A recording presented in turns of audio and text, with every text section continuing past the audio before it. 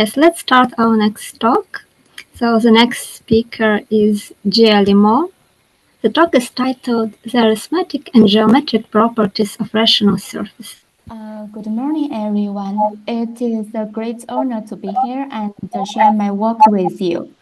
I'm Jia Li. I'm from China. Now I'm doing postdoc in Tel Aviv University. Today, I will talk about the arithmetic and geometric properties of rational surfaces. In this talk, I will introduce the four sections. The first is background and geometric properties and arithmetic properties. And in the end, I will give two open problems. The first, let's introduce the background of rational surface.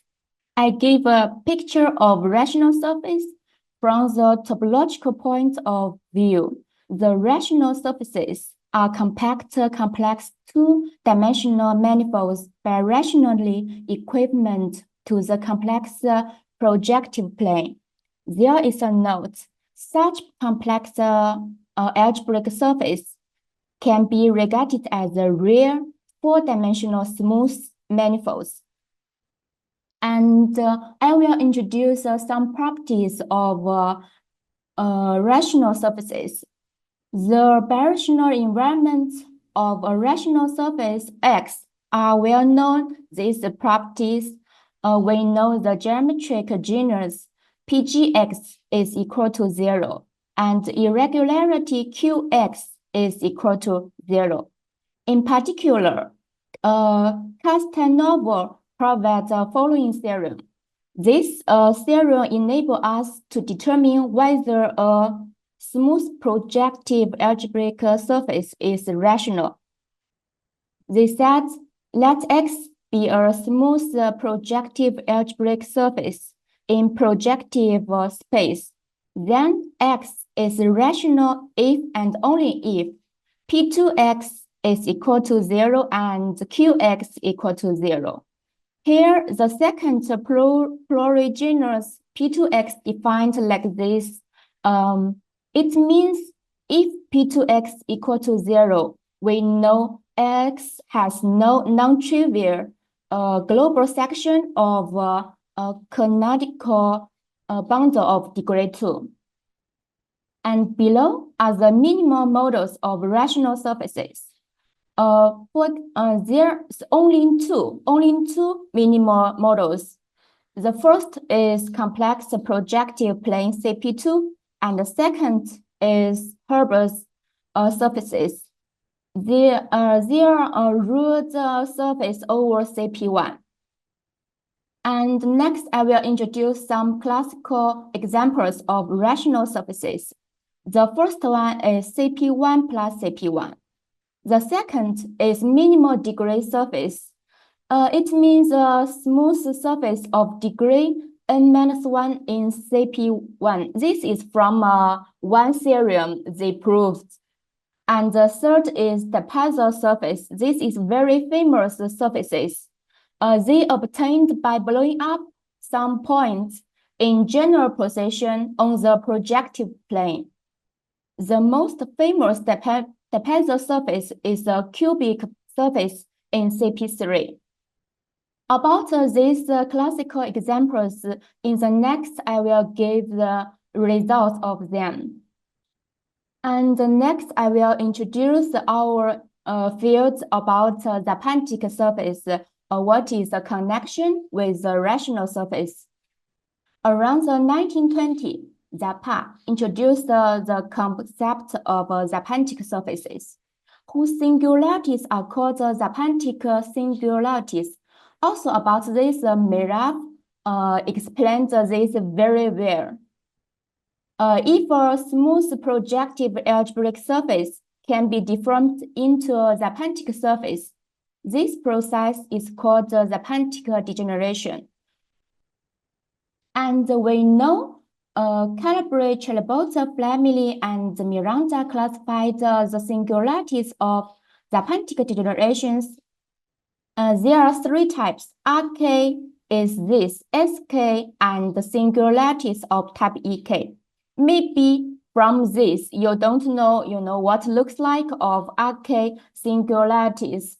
Maybe you can remember, the last one Mirav introduced about Rk results. This is from that only one singularities of type Rk. This is their dual graph. I draw the dual graph of Rk instead of like triangulation representation about these singularities. And next, I will introduce the geometric properties. The first, I will give a very important definition of Gauss cover of a surface. As you know, I think you know the general Gauss cover of a surface. From the previous mathematician, they proved this definition is equivalent to general definition of Gauss cover of a surface. From the geometric viewpoint, we define like this. Consider an embedded algebraic surface X in CPM. Let F be a general projection of degree n and form the fiber product like this. They define like this, but in there we must request Fxi. They are all equal. And we define like a data. This data defines if xi equal to xj, and we have like this belong to the xn, and we deny s cover like this. For general this process, it means we delete all singularities and take a closure of this because we want to make this to be smooth. We call this sign be a Gauss cover of X. Z with the natural action of the symmetrical group Sn. And many rational surfaces can degenerate into the Zapantic surface. The previous result includes CP1 plus CP1. They proved the fundamental group of its Gauss cover is finite and the minimal degrees. In here, we know any minimal degree surface can degenerate to a Zapantic surface. So I and Mirav and Gong proved the fundamental groups of their Gauss cover are trivial. The last one is the Pezzo surface. The fundamental group of their Gauss cover are trivial. And this result Mirav introduced already. Let me just illustrate this. Let X be a smooth projective algebraic surface in projective space if it admits a Zapantic generation with only one singularity of type Ek. For example, this singularity On is a singularity of type Ek. In the previous, I introduced about the dual graph is like a circle. Then the fundamental group pi1 X Gauss of its Gauss cover are trivial. And the next, the Cola and together with us to be like appendix to tell us the sum results we copy together. By deformation theorem of algebraic surface, for k is less than 10, the Pezzo surface can be degenerated to one with Zapantic singularity of type Ek. Furthermore, we have this theorem. There does not exist a smooth surface X that can degenerate to a Zapantic surface with only one singularity of type Ek. This k is greater than or equal to 10. And for more understand my results, there I will introduce what is a dual graph. According to the deformation theorem, consider Zapantic generations with only finitely many Zapantic singularities. We use graph theorem to describe the topological properties of the Gauss curves. Focusing on the dual graph of the planar triangulation representation of the regenerated surface. For example, I gave two pictures. In the first picture, each pi, we use a point to represent, and P1 and P3 and P4, they are connected adjustments. We use a line to adjust of them. For example, the second picture, the vertex 2, is singularity of R5, and the dual graph is like a line. And the following, I got if a smooth surface X degenerated to another surface X0, we call this is called X0 planar triangulation representation. With a planar representation, it only has the Zapantic singularities of type RK. And the dual graph of X0 contains a circle. You can see this one means a gluon, so it's also a one line. So its dual graph is like a circle. Then the fundamental groups of its Gauss curve are infinite. And continue, if a surface has singularities other than the Zapantic singularities of type RK, then the dual graph cannot fully determine the simply connectedness of its Gauss curve. We got this correlate. For an algebraic surface X degenerating to a union of planes X0, if the dual graph T of its triangulation representation is a circle like this, then T cannot decide the simply connectedness of the Gauss curve of X. And the third one, let's turn on the arithmetic properties. In this section, we pay attention to elliptic fibrations of rational surface.